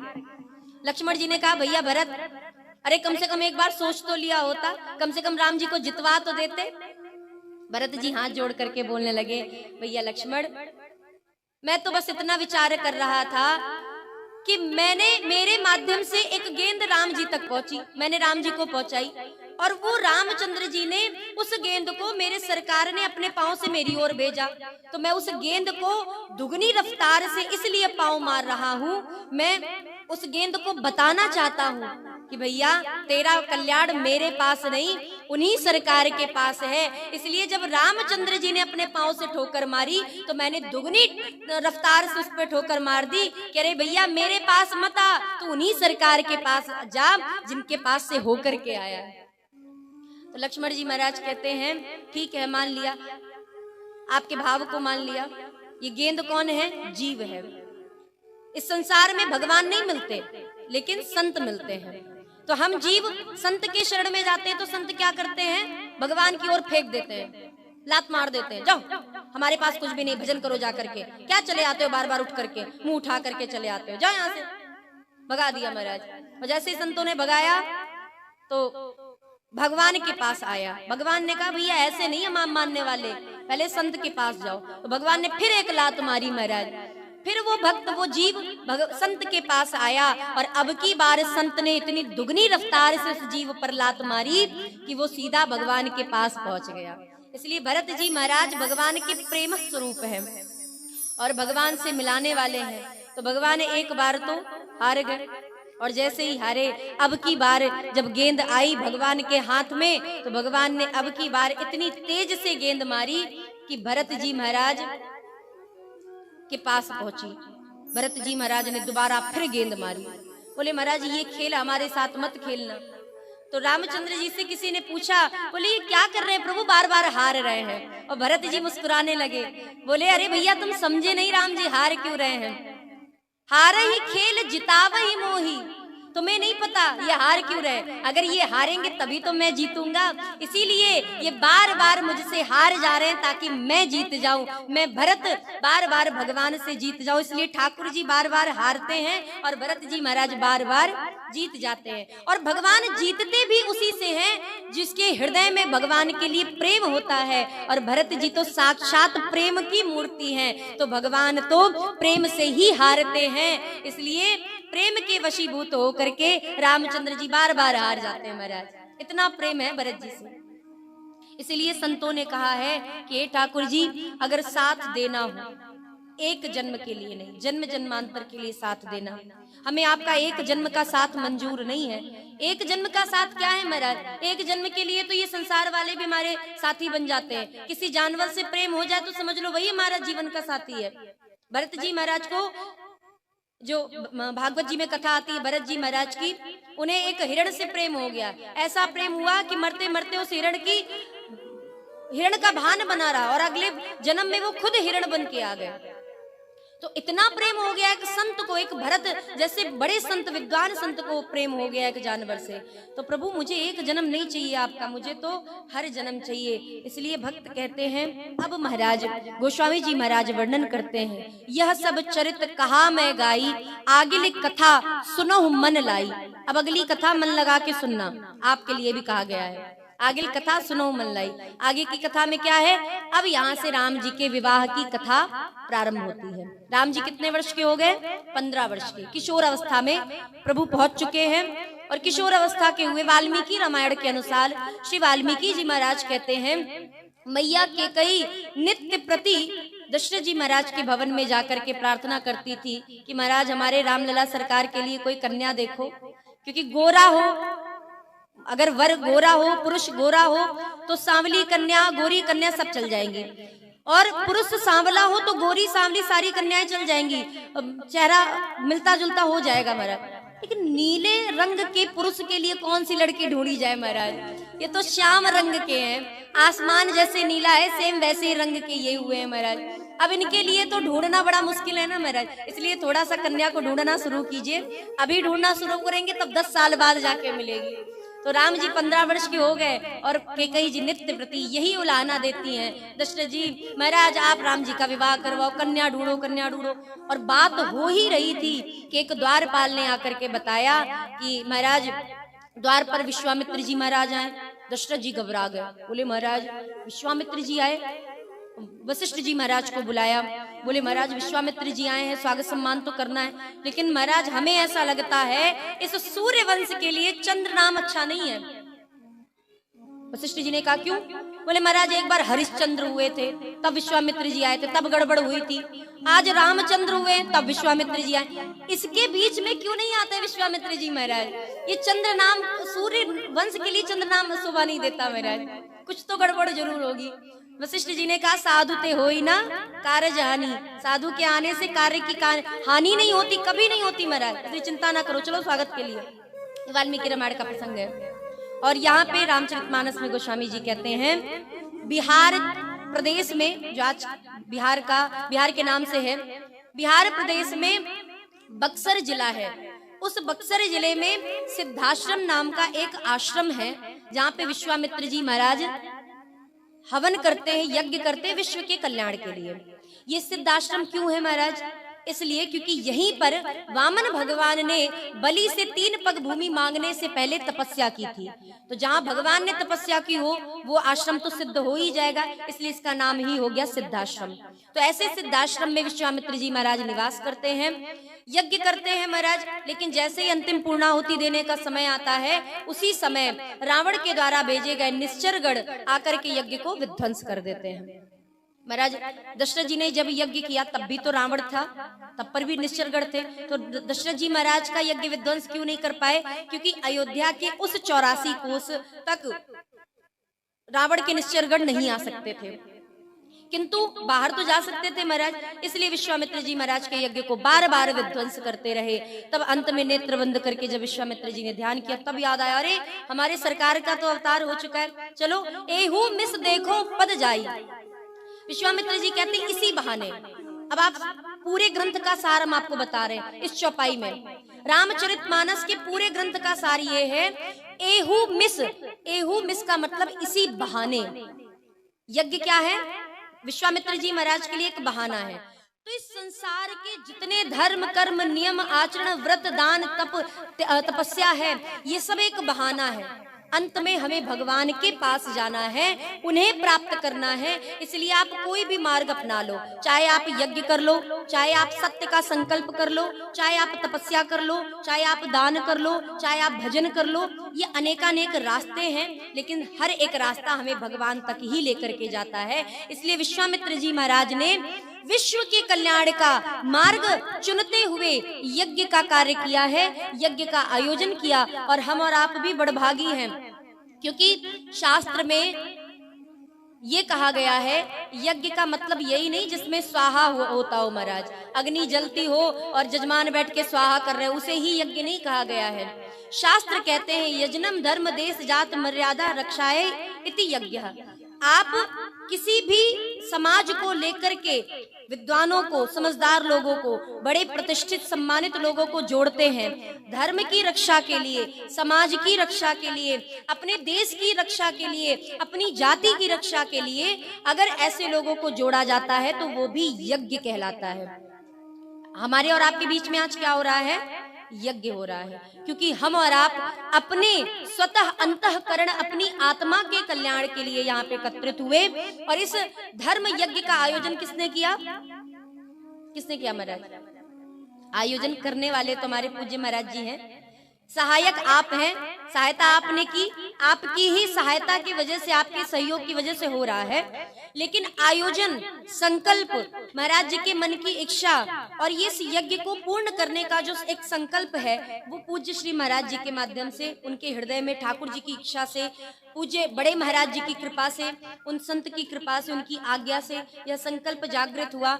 और हमने तो सुना महाराज आप कितने बड़भागी हैं, कितने सुंदर स्थान पे निवास कर रहे हैं, या ये स्थान आपके यहाँ पर महाराज जी ने स्थापित किया, बड़े महाराज जी ने स्थापित किया। कितने बड़भागी हैं आप कि आपके इस मंदिर के प्रांगण में महाराज जी कोई ना कोई आयोजन किया करते हैं। आज हमें पता चला कि यहाँ पे महाराज जी रुद्राभिषेक भी करवाते हैं, सामूहिक रुद्राभिषेक भी होता है। अगर किसी के जीवन में ग्रह नक्षत्र खराब हो, कुंडली खराब हो, घर में पति पत्नी के बीच में लड़ाई झगड़ा चल रहा हो, अगर वो रुद्राभिषेक करवा ले सावन में तो पति पत्नी के बीच का झगड़ा समाप्त हो जाता है। बहुत सारे भागवत जी में ऐसे बहुत सारे कर्म बताए गए हैं जो केवल शंकर भगवान को बुद्धि प्राप्त करनी हो तो शंकर भगवान को मनाइए, सुंदर सा वर प्राप्त करना हो तो माता पार्वती जी के साथ भोले बाबा की आराधना कीजिए, पति पत्नी का क्लेश कष्ट लड़ाई झगड़ा समाप्त करना हो तो भोले बाबा को मनाइए, विद्या प्राप्त करनी हो तो भोले बाबा को मनाइए। तो ये बहुत सारे उपाय हैं कि आप भोले बाबा का रुद्राभिषेक करते हैं तो आपके जीवन का। और एक बड़ी बात, हमारे पूज्य श्री महाराज जी जो हमारे आपके बीच में उपस्थित हैं, वर्तमान पीठाधीश्वर पंजाबी मंदिर अयोध्या धाम और शिव मंदिर उरका खुर्द वर्तमान पीठाधीश्वर पूज्य महाराज जी, हमें पता चला महाराज जी बहुत बड़े ज्योतिषाचार्य भी है, कुंडली भी देख लेते हैं महाराज। आपको पता था? अच्छा, कुछ लोगों को पता था, कुछ माताओं ने हिला दिया सर, नहीं पता था, कुछ माताओं को पता था। ये तो बड़ी सुंदर बात है। संत महाराज कभी भी ये ज्योतिष ज्यादा ध्यान नहीं देते, उनके लिए भगवान से बड़ा ज्योतिष और कोई नहीं है। लेकिन महाराज जी ने ज्योतिष, क्योंकि ज्योतिष शास्त्र एक अलग शास्त्र है और उसकी विद्या अध्ययन करना एक अलग बात है महाराज। तो हमारे पूज्य महाराज जी, हमें कल पता चला महाराज, तो ये कुंडली दिखवाने की जो बात होती है ना, कभी घर में कुछ ऐसा होता है तो लोग कहते हैं चलो कुंडली दिखवाते हैं चल करके। हमारे मन में भी आया महाराज हम कुंडली नहीं लेके आए हैं। तो महाराज कहने का तात्पर्य कि हमारे महाराज जी सर्वगुण संपन्न हैं, आप कुछ भी कह लो महाराज जी से, और बहुत सरल है हमारे महाराज जी। ये एक हमारे लिए, आपके लिए बड़े सौभाग्य की बात है कि हमारे पूज्य महाराज जी बड़े सरल हैं। आप बड़े भाग्यवान हैं जो आप यहाँ पे बैठ करके जन्माष्टमी का भी आनंद ले रहे होते। और तो अभी धीरे धीरे पता चलेगा महाराज कौन कौन से उत्सव होते हैं। जन्माष्टमी भी होता है और सावन में रुद्राभिषेक भी होता है, रामनवमी में भी उत्साह होता है। तो हर एक उत्सव पर महाराज जी किसी न किसी कार्य का, सुंदर कार्यक्रम का आयोजन करते हैं। ये आप लोग के लिए बड़े भाग्य की बात है, क्योंकि संत जन जो होते हैं ना महाराज, उन्हें ज्यादातर भजन से अर्थ होता है कि भजन करना है हमें। वो कोई आएगा तो बता देंगे हाँ ठीक है ये कर लो वो कर लो, बाकी ज्यादा वो नहीं करते। लेकिन आप सबको मंदिर से जोड़ने के लिए, भगवान से जोड़ने के लिए, धर्म कार्य से जोड़ने के लिए महाराज जी निरंतर कोई ना कोई प्रयास करते हैं, ताकि आप अपने भगवान से, आप अपने धर्म समाज से और आप धर्म कार्य से जुड़े रहें। तो एक बार महाराज जी के लिए जोरदार ताली आप सभी लोग बजाएं, क्योंकि हमारे और आपके बड़े भाग्य हैं भाई। हमारे यहाँ तो संतों की बड़ी महिमा है। कोई भी गृहस्थी होते हैं अयोध्या जी के, सभी संतों का बराबर सम्मान करते, जबकि वो तो संतों की नगरी में निवास कर रहे हैं संतों की कृपा से, लेकिन संतों को निरंतर प्रणाम करते रहते हैं। बोलिए पूज्य संत भगवान की, पूज्य श्री महाराज की। तो आइए हम और आप आज की कथा को सियाराम चर्चा कर रहे थे, विश्राम तो करनी है लेकिन समय पर विश्राम करें। विश्वामित्र जी महाराज ने भगवान के भजन को, यज्ञ को प्रारंभ किया और ये जो हम और आप इस कथा को सुन रहे हैं ये भी एक यज्ञ है जिसका आयोजन पूज्य महाराज जी ने किया है। तो ऐसा ही एक यज्ञ जिसमें अग्नि को स्वाहा करते हुए भगवान को प्राप्त करने की विधि शास्त्र ने बताई है, उस यज्ञ को पूर्ण करने के लिए विश्वामित्र जी श्री रामचंद्र जी को लेने के लिए अयोध्या जी आए। कहां से? बक्सर जिला बिहार से आए। तो बड़ी जल्दी आ गए, क्यों? क्योंकि भगवान का नाम लेते हुए आए। और गोस्वामी जी कहते हैं बहुविधि करत मनोरथ जात लाग नहीं बार, समय नहीं लगा जाते हुए। और जैसे ही अयोध्या जी पहुंचे, किसी भी तीर्थ धाम में पहुंचो तो महाराज सबसे पहले वहां की धरती को प्रणाम करो, फिर उस तीर्थ की नदी में स्नान करो, तब मंदिर में जाना चाहिए। ये नहीं सीधा चले गए महाराज हनुमानगढ़ी दर्शन कराए, चले गए राम जन्मभूमि, ऐसा नहीं होना चाहिए। पहले धरती को प्रणाम करो, फिर सरयू जी में स्नान करो, कोई भी नदी हो, किसी भी तीर्थ की नदी हो उसमें स्नान करो, तब मंदिर में जाना चाहिए। तो दशरथ जी महाराज के इस सुंदर से स्थान पर, अयोध्या धाम पर जब विश्वामित्र जी महाराज पधारे तो पहले करी मज्जन सरयू जल गए भूप दरबार। सरयू जी में मज्जन किया, जल को स्पर्श किया, प्रणाम किया, पान किया, जल को छिड़का। उसके बाद श्री दशरथ जी महाराज के भवन में गए। दशरथ जी ने खूब भव्य रूप से स्वागत किया, चरणों को धोया, भोजन पवाया और विश्राम कराया। तो विश्वामित्र जी महाराज